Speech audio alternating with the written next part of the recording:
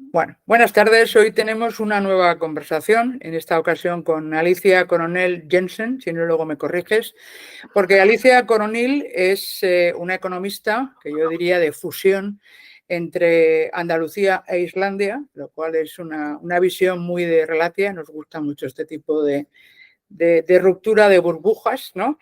Cuando la oigan verán que aunque tenga cara nórdica, destila Andalucía por sus poros y es una excelente economista. Como digo, actualmente es la economista jefe de Singular Bank, que es un banco digital donde lleva ya 4 años. Estaba ahí revisando cómo pasa el tiempo, aunque yo la conocí cuando dirigía el Departamento de Economía del Círculo de Empresarios, donde tuve el honor de trabajar con ella, dirigiendo el proyecto de empresa mediana, por eso de poner el foco en el tejido de las empresas españolas.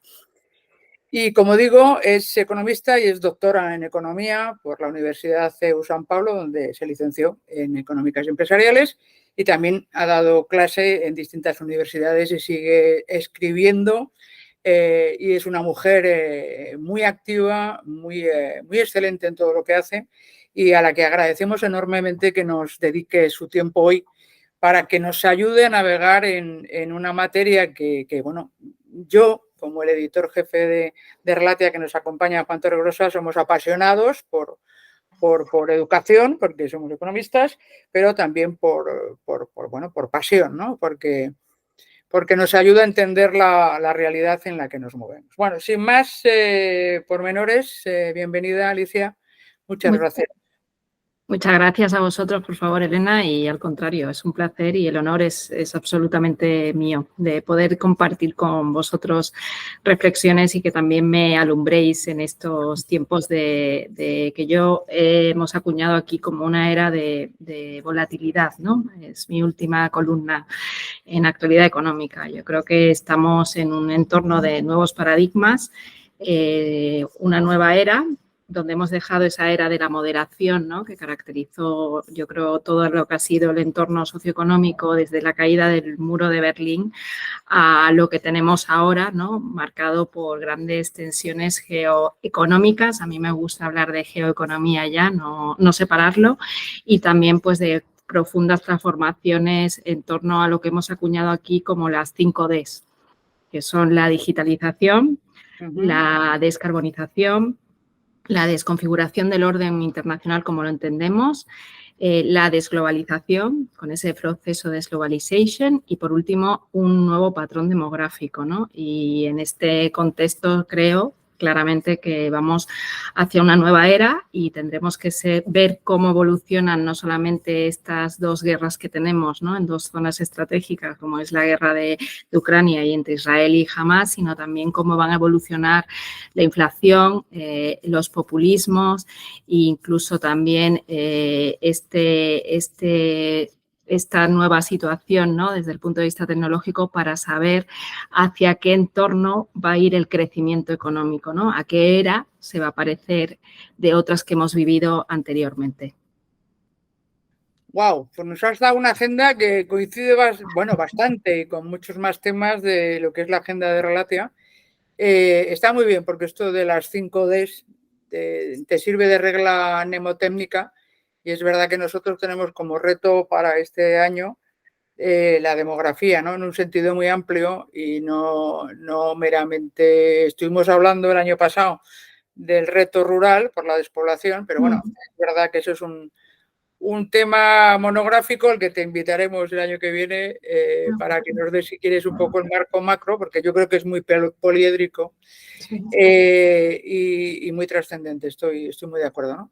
Has empezado diciendo que hemos dejado atrás la etapa de la gran moderación, ¿no?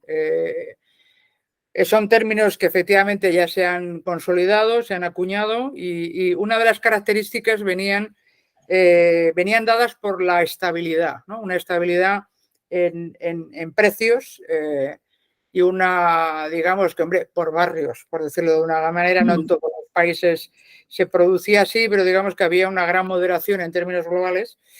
Y en concreto, porque yo creo que ese es un poco el tema que más está volviendo a acercar la economía al ciudadano de a pie, que es la pérdida de poder adquisitivo, que se deriva de un aumento muy importante de los precios. La inflación ha vuelto a nuestras vidas y con la inflación también los tipos de interés reales positivos, ¿no? Después, y esto viniendo de un departamento de economía de un banco, pues es especialmente relevante, ¿no? Pero sobre todo querría que nos dieras esa primera aproximación más cercana a los ciudadanos en la que todo esto que nos has dicho está afectando de una manera muy directa al día a día de las personas, ¿no? ¿Qué ha pasado? Para ti, ¿cuál es la clave? O sea, podemos hacer dos ángulos. Uno, ¿cuál es la situación actual? Tenemos inflación para mucho tiempo y tenemos tipos de interés o, digamos, coste financiero alto para mucho tiempo. Se está desacelerando la actividad. Vamos a cambiar pronto ese horizonte y, si quieres, luego vamos a las causas y al tema más de fondo estructural. Bueno, yo creo que estamos viendo varias cosas a la vez, ¿no? Y sobre todo me gustaría destacar que estamos viendo una divergencia en cuanto al momentum económico que hay en las tres grandes economías del mundo, que a mí me gusta ponerle el G3, ¿no? Para tener claro el foco.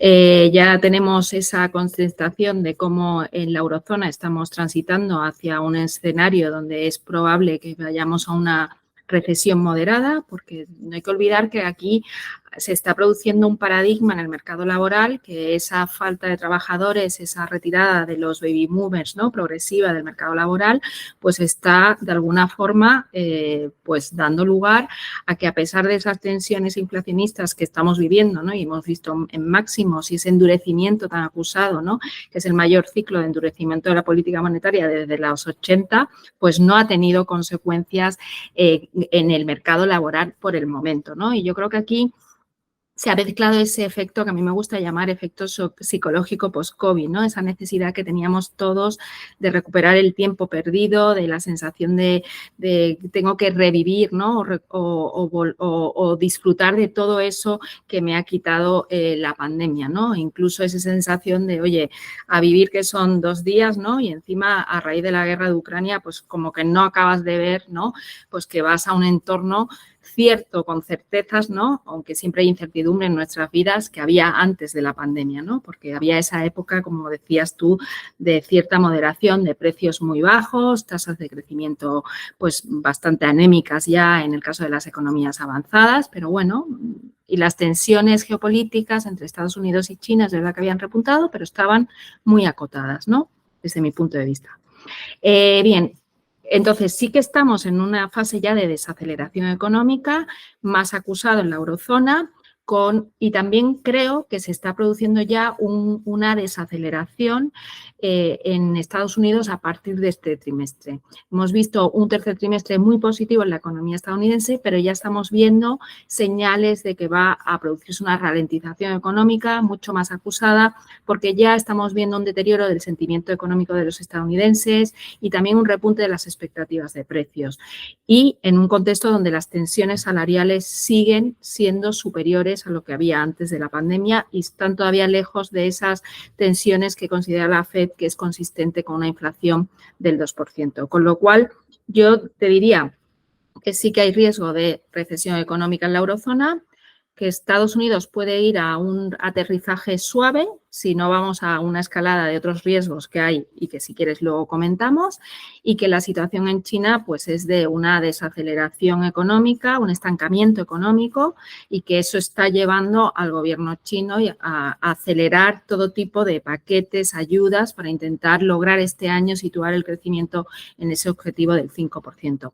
Respecto a los precios, bueno, yo creo que estamos viendo pues una desaceleración ya de la inflación en términos generales, apoyado por el efecto base, pero también porque se han moderado los precios de la energía, estamos viendo menos tensiones en la cadena de los alimenticia, pero creo que va a ser mucho más complejo la moderación de los precios en la inflación subyacente, es decir, todo eso que quita los bienes y servicios que están muy expuestos al precio de la energía, como son los alimentos frescos y también el coste energético, ¿no? Con lo cual, mi escenario escenario es que esta inflación va a ser muchísimo más difícil de domarla o domesticarla o llevarla al 2%, sobre todo en lo que se refiere a la inflación subyacente, porque hay muchos factores que son estructurales o que están relacionados con esos cambios de paradigma que estamos hablando. De ahí que nuestro escenario es que previsiblemente a lo mejor no vamos a ver muchas más subidas de tipos de interés, no en el caso del BCE, en la Fed probablemente no va a haber subidas este año. Pues, si no vamos a un escenario más complejo en torno a la guerra entre Israel y Hamás o se produce también un giro en la guerra de Ucrania que a mí me preocupa, ¿no? Porque se ha desviado el foco, ¿no? Y puede haber algún tipo de acontecimiento en esa zona. Con lo cual, lo que no veo tampoco veo con claridad que estamos ante el fin de ciclo de subidas, pero la incógnita para mí es cuándo realmente los bancos centrales van a poder iniciar las bajadas de tipos de interés. No las veo antes del primer semestre de 2024 y quizás se vean obligados a que sea un ritmo mucho más pausado de lo que está estimando el consenso del mercado, pero con una novedad, que quizás ese entorno de debilidad que ya presenta la eurozona, ¿no? Con Alemania atravesando grandes problemas, el estancamiento de Italia y un gran número de países ya con un crecimiento interanual en negativo, sí que creo que a lo mejor es el BCE en este caso el que puede empezar a bajar tipos antes de lo que puede hacerlo la Fed. No, me abre muchas posibles preguntas, ¿no? Porque antes de entrar en los factores estructurales que están detrás de esa vuelta de la inflación, que tiene que ver mucho efectivamente con la energía y eso fue antes de la guerra de Ucrania, quiero decir, hay un tema claramente previo a esos riesgos geopolíticos que te abren escenarios de empeoramiento o de mayor riesgo y mayor volatilidad en negativo. Como te decía, hay factores previos que indicaban una tensión en los precios de la energía. Bueno, y en los alimentos también asociados a temas climáticos y a temas vinculados a la transición energética, ¿no? O sea, yo creo que ese es un gran ámbito que está incidiendo de una manera muy crítica a la estructura de precios, sin duda. Y vinculado a eso, que lo has mencionado en tus 5Ds, está, digamos, la vuelta de la geopolítica, que al final es la geoeconomía, efectivamente, que cambia las posiciones de fuerza, pero sobre todo cambia la manera en que se venía produciendo la globalización, ¿no? Tú hablas de la globalización 4.0, desglobalización, relocalización, fragmentación. Yo creo que eso es un cambio estructural de mucho calado que efectivamente genera, ¿no? Como en las fallas tectónicas. Por cierto, en Islandia espero que tu familia y amigos estén bien, porque las imágenes son espectaculares. Esas fricciones, ¿no? En esas fragmentaciones, pues una de esas fricciones, claramente un síntoma son los precios, ¿no? Es decir, hay un desajuste, como comentaba con Juan cuando hablábamos de estos temas, el precio indica un desajuste, digamos la inflación. Los precios ajustan, pero la inflación es un desajuste, ¿no?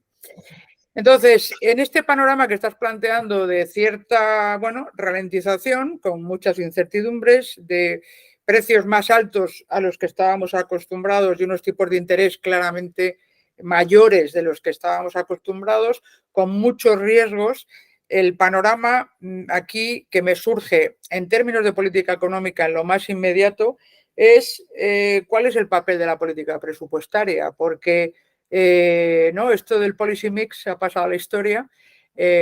Ojalá que efectivamente mantengamos la independencia de los bancos centrales y por lo tanto de la política monetaria, pero digamos que parece que con una mano hemos intentado contener la inflación y con otra hemos ido dando paladas, ¿no? de carbón para la caldera con políticas de demanda y en concreto grandes paquetes presupuestarios que van en la dirección contraria, ¿no? Acabas de decir que en el caso de China, efectivamente, ahora vuelven a coger el pulso Estados Unidos se aceleró a lo que estaba planteando Europa y Europa va a la zaga con la autonomía estratégica. En fin, tenemos muchos elementos en marcha que añaden presión a esa ruptura de la estabilidad en la coyuntura y añaden muchos cambios estructurales en el paradigma económico que se empieza a dibujar a partir de ahora, ¿no? No sé por dónde quieres tirar, Alicia. Yo creo que hay una parte, como has dicho, de un entorno de cierta estabilidad, vamos a plantearlo en positivo, porque lo es, aunque hay mucha tensión, en mi opinión, ¿no?, por el lado de la demanda, con políticas presupuestarias muy fuertes, con una deuda pública para financiarlo más cara que antes. Y eso, ¿no te parece que augura problemas o fricciones mayores en el medio y claramente en el largo plazo?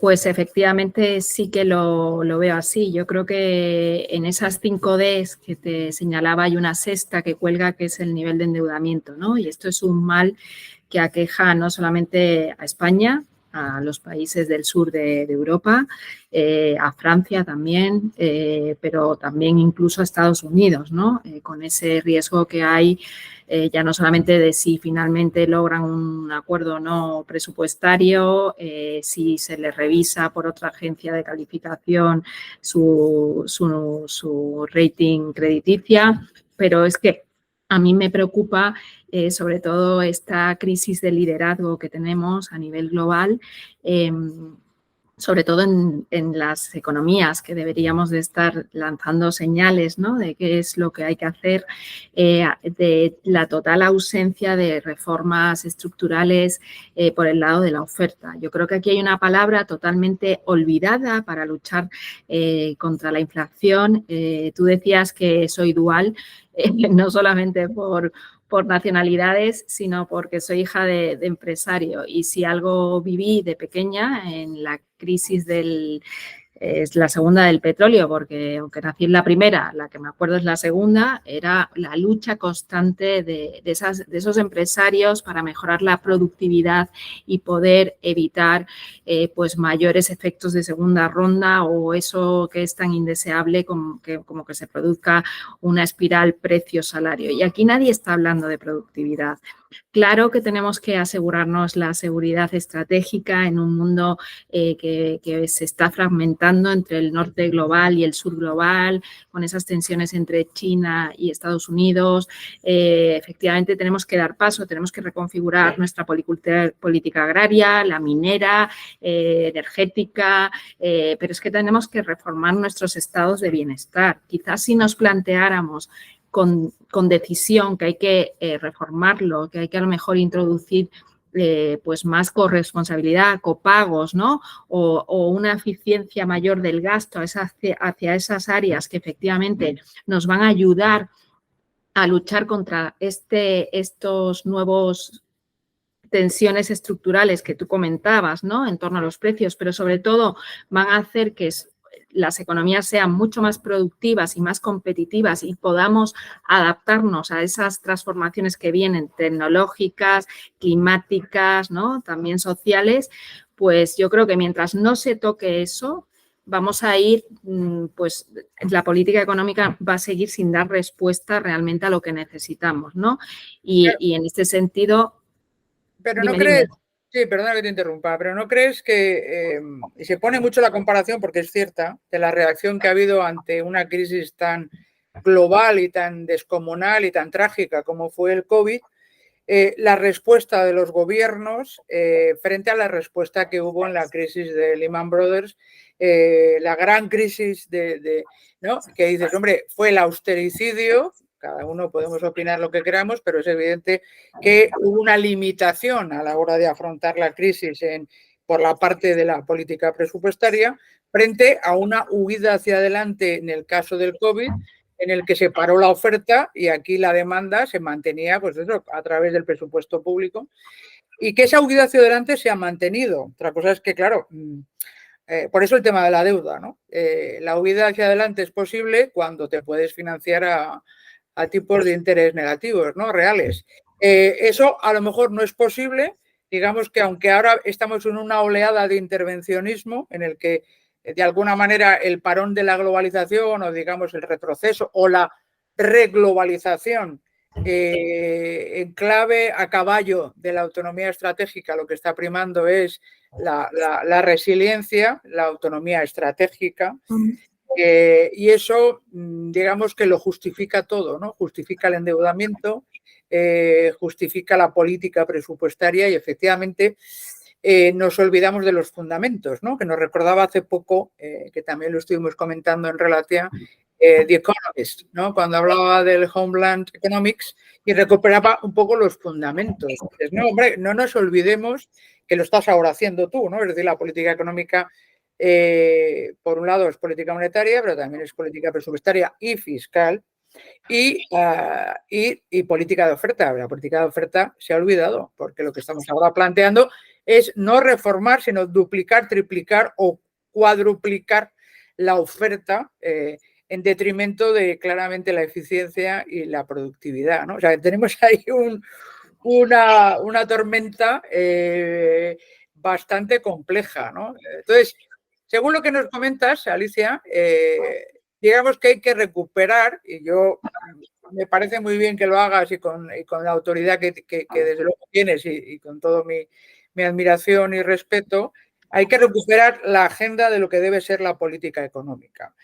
En un contexto en el que además vamos hacia una desaceleración cuando no estancamiento a unos precios más altos, pero con también una ruptura, digamos, de si alguna vez lo hubo, un liderazgo global, ¿no? Porque Europa en esta carrera, como yo soy bastante pesimista, debo decirlo. O sea, yo para mí Europa, desde luego, es el sitio donde he nacido y donde quiero estar, pero es difícil, ¿no? Estar entre Estados Unidos y China para ejercer un liderazgo, ¿no? El año que viene hay elecciones, que también es un tema muy relevante, tanto en Estados Unidos como en Europa. Y bueno, digamos que hay muchos temas en la agenda, ¿no? Si tuviéramos que priorizar, ¿dónde priorizarías tú? Has dicho muchas cosas de una posible agenda de política económica. Ahora estamos en la investidura de un nuevo gobierno en España.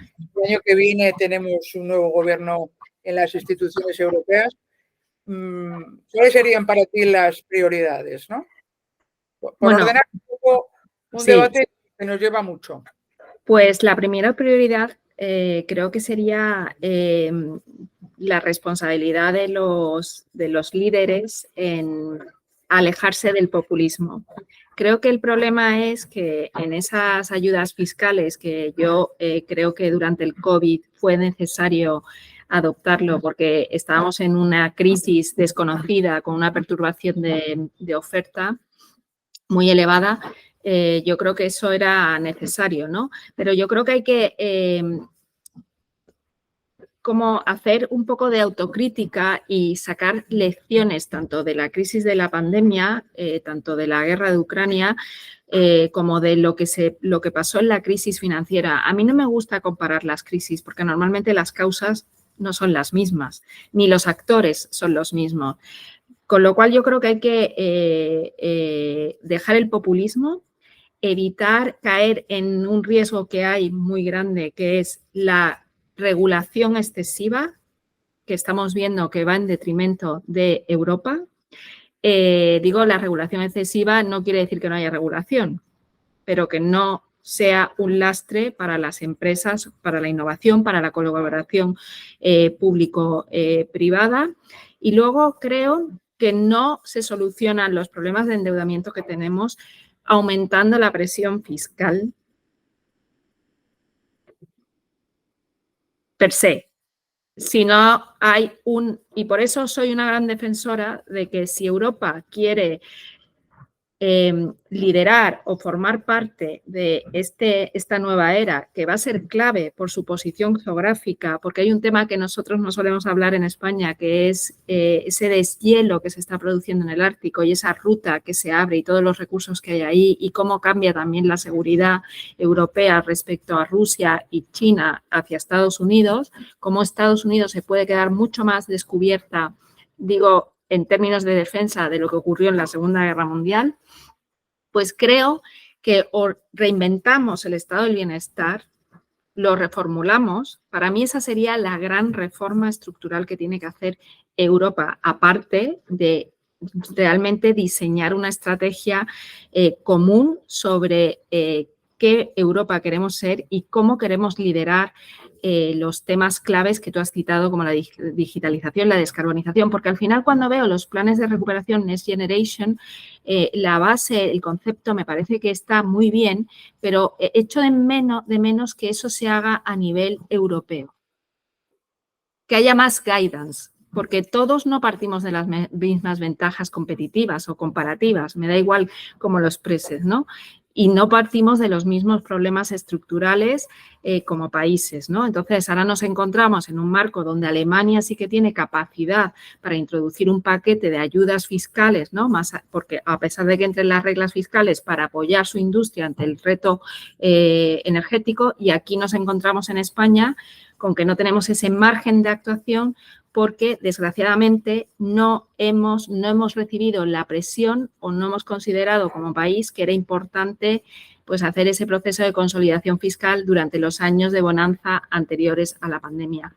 Y al final, creo que mientras no haya algo en común, que es recuperar el concepto de lo común, es muy complicado realmente situar a Europa o situar a España en la posición que deberíamos de ocupar, dado el talento, los recursos, el estado del bienestar, los derechos, etcétera, que tenemos como región económica.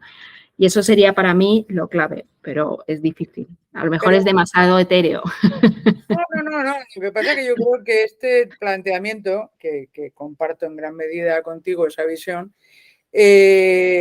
no está presente en el debate diario en España en absoluto, ¿no? O sea, yo creo que hay una visión de financiación infinita, de que no tenemos problemas presupuestarios, que se puede seguir asumiendo compromisos nuevos y que Europa efectivamente ¿no? ha vuelto en razón y permite gastar porque somos países ricos y efectivamente el tema del presupuesto está totalmente ajeno en el día a día, ¿no?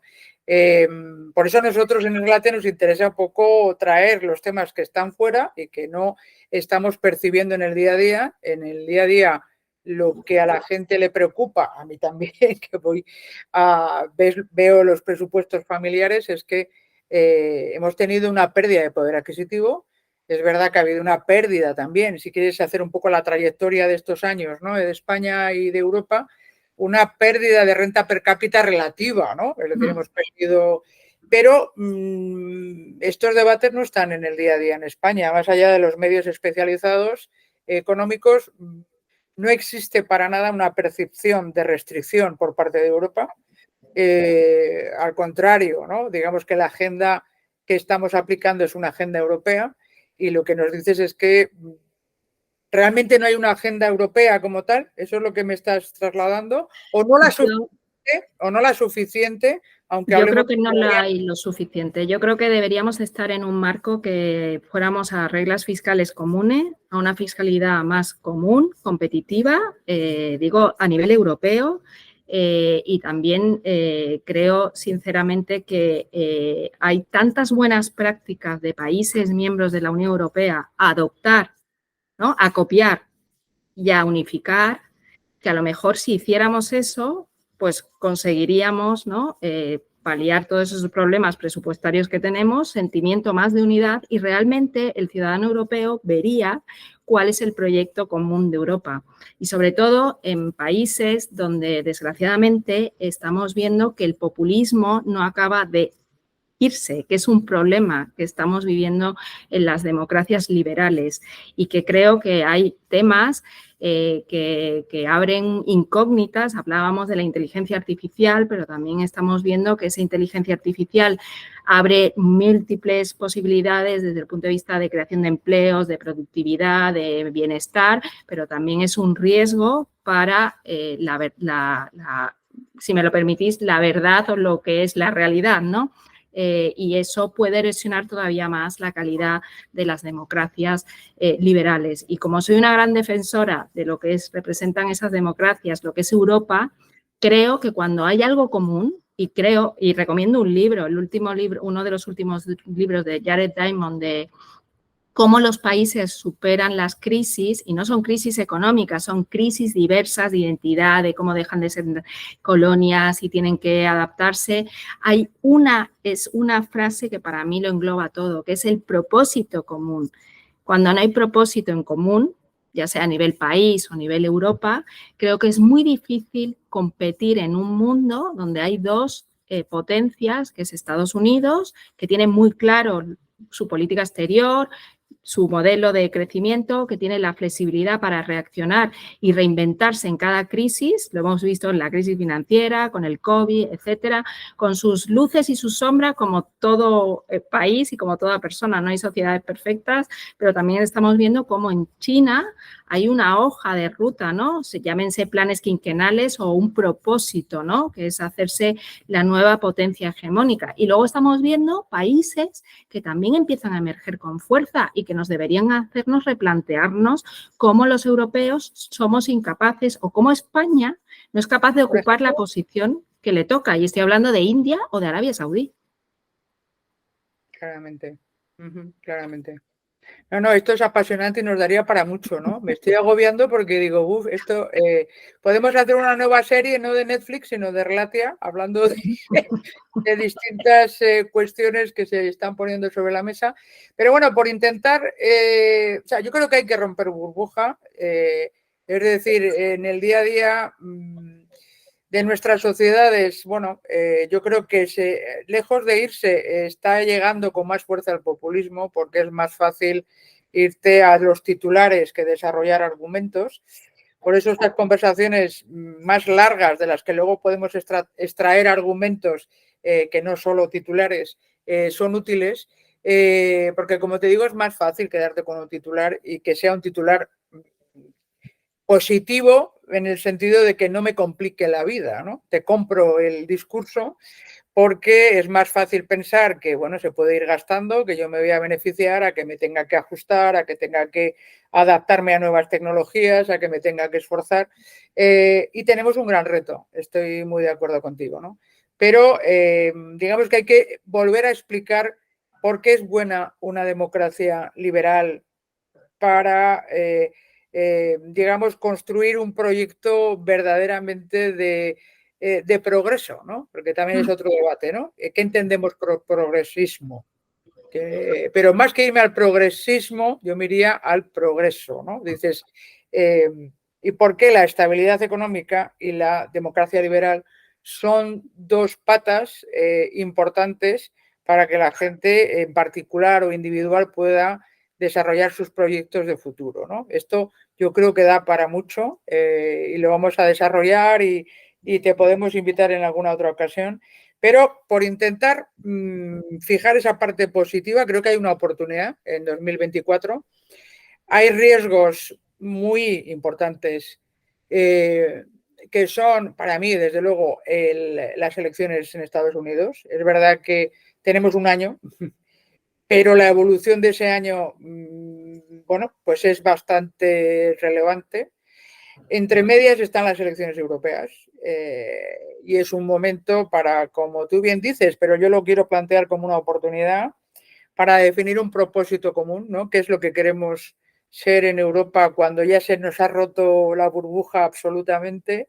Tenemos una deuda muy importante, más cara de lo que habíamos pensado antes. De hecho, es que compensaba endeudarse, te pagaban por endeudarte en términos reales.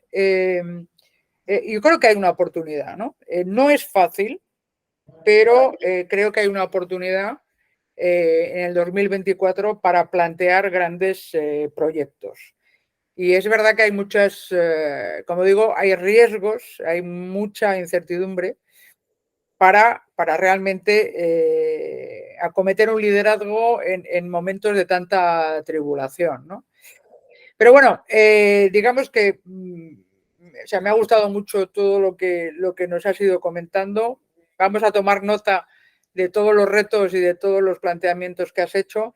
Y bueno, yo creo que nos volveremos a ver. No sé si, Juan, que estás aquí escuchando atentamente, quieres plantearle algo a Alicia. y luego le dejamos a Alicia que nos cuente lo que ella quiera. Sí, bueno, os estaba escuchando y se me estaba ocurriendo pues lo del tema de la productividad de Draghi, porque va a ser el responsable de aumentar la productividad, de que Draghi dijo hace poco que hacía más falta integración. Digo, bueno, van un poco por ahí los tiros y además Europa se quiere expandir a la vez, es decir, quiere hacer integración, expandirse, quiere como hacer todo. Pero realmente la pregunta que yo quería hacer, Alicia, era ¿por qué en Europa no tenemos campeones de tecnología como tiene Estados Unidos? ¿Por qué nos cuesta tanto producir estos gigantes? ¿Es por las políticas que hay aquí? ¿Es por un tema financiero? ¿Por los bancos o por los inversores? ¿Cuáles crees tú que son las razones por las que, si es que es verdad, que en Europa no tenemos estos gigantes tecnológicos? No somos capaces de producirlos, parece. Bueno, yo creo que en Europa efectivamente vamos con retraso en la producción de esos campeones tecnológicos y yo creo que es un mix de factores. Yo creo que cuando miramos los ecosistemas innovadores y vayamos a la economía estadounidense, porque creo que es más parecido a lo que es el ámbito europeo, yo te diría que tenemos una educación, aunque no es así en todos los países, pero sí que ocurre. Es el caso de España, con poca asunción del fracaso, con poca orientación empresarial, yo creo. Eso yo diría que es algo que prevalece en el sur de Europa, incluso diría que en Francia, con una regulación que en muchas ocasiones no es pro empresa, es pro crear una empresa, pero no dejarla que crezca, no darle las facilidades, ya sea desde el punto de vista laboral, fiscal o regulatorio. Y luego creo que el papel de los instrumentos de financiación está menos desarrollado en Europa de lo que está presente en Estados Unidos, el private equity o los fondos de inversión, etcétera. Y luego hay otro tema que me parece también muy relevante, que es la conexión empresa-universidad. Es decir, que la generación de innovación básica o no en la universidad acabe creándose una joint venture con una empresa para que eso se traslade a la economía real, ¿no? Con lo cual yo creo que en Europa pues hemos tenido esa sensación de que el modelo de mercado único, de espacio económico, ¿no? Único, ¿no? Que nos dio un crecimiento económico que fue una ventaja competitiva respecto a otros países, ¿no? Más luego el efecto euro, yo creo que nos ha quitado el foco, ¿no? De por dónde iba el mundo y pensábamos que siendo, por así decirlo, la fábrica del mundo, ¿no? Exportando productos de valor añadido, ¿no? Ofreciendo servicios, ¿no? De alta calidad o salud, pues era un modelo que funcionaba y a lo mejor no hemos sabido reaccionar a tiempo precisamente a esas tendencias que estaban ya ahí antes del COVID, porque ya hablábamos antes del COVID de la digitalización, ¿no? Y de la necesidad de abordar la transición energética. El COVID lo que ha hecho ha sido acelerar el foco y además añadir, si me lo permites, más presión en cuanto a esa lucha que se produce, ¿no? Desde el punto de vista entre Estados Unidos y China, de quién se hace la potencia hegemónica, ya no solamente desde el punto de vista tecnológico, ¿no? Para si se crea o no finalmente algo que me gusta definir como el muro de Berlín digital, sino quién controla los recursos que son clave para poder hacer uso de toda esa tecnología, ¿no? Estoy hablando de las tiendas raras, el cobre, el litio, etcétera, etcétera. Con lo cual yo creo que ha sido simplemente muchas veces el excesivo bienestar, perdonadme, lo que estoy diciendo a lo mejor es muy nórdico, y esa falta de una visión común nos sitúa en el cortoplacismo y no nos ha hecho ver por dónde iba el mundo. Yo creo que Europa ha despertado con el COVID.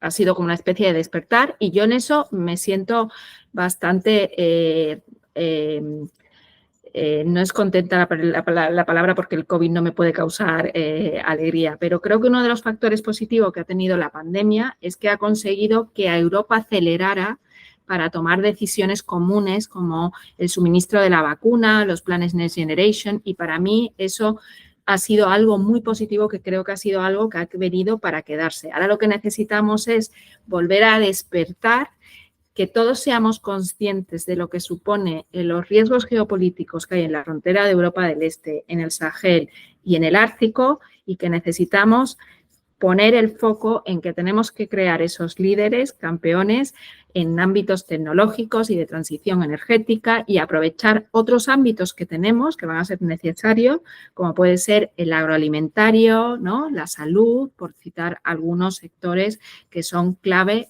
a corto, a medio y a futuro. Bueno, vamos hacia un modelo bastante híbrido, ¿no? En el que hay un poquito de intervención y de elegir campeones en determinados sectores es admisible, entre otras cosas, porque tenemos que recuperar el tiempo perdido, ¿no?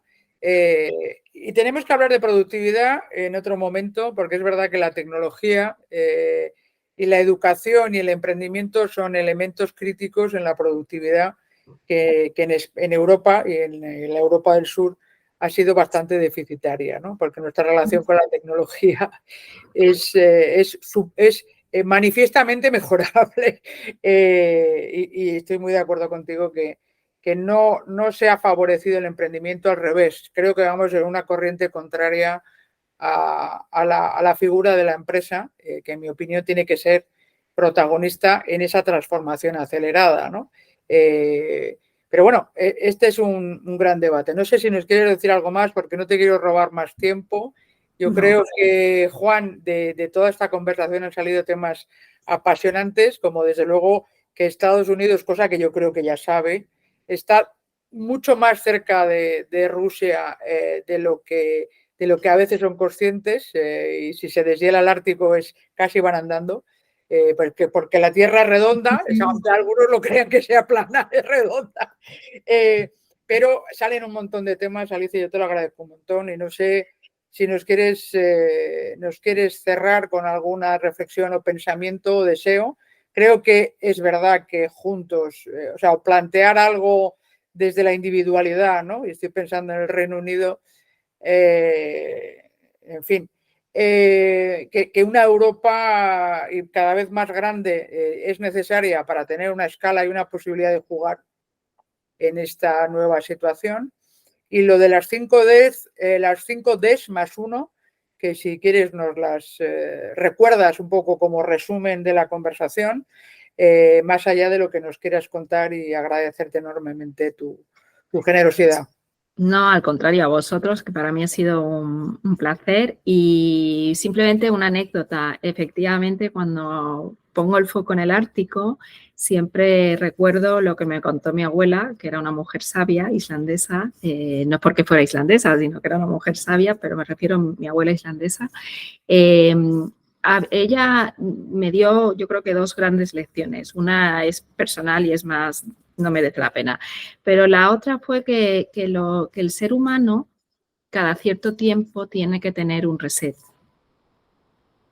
Porque es la forma de recuperar lo que es lo importante, que lo definimos como ese propósito común, y crear nuevamente una época de prosperidad. Yo me quedo con eso, ¿no? Pero ¿por qué era importante el Ártico? Bueno, porque en la Segunda Guerra Mundial los ingleses invadieron Islandia porque a los americanos no les daba tiempo a llegar y había un aviso de la inteligencia de que los nazis desde Noruega querían invadir Islandia, porque a partir de ahí en 4 horas se sobrevolaba y se podía bombardear territorio estadounidense. De ahí la importancia del Ártico. Así que me quedo con esas 2 enseñanzas de mi abuela, que me explicó cómo vivió ella esa ocupación británica, que fue shock, por supuesto, y con esa realidad que es que cada cierto tiempo, la sociedad vive momentos de convulsión, de reset. Yo creo que es lo que estamos viviendo ahora y que tenemos que recuperar los valores, los propósitos para construir esa época de prosperidad que vendrá seguro, como siempre ha ocurrido. Bueno, que vosotros, que sois más jóvenes que yo, pues lo veáis y lo disfrutéis. Muchas gracias, Alicia. Muchas gracias. Un placer, Juan y Elena. Y nos vemos y hablamos pronto. Gracias, Alicia.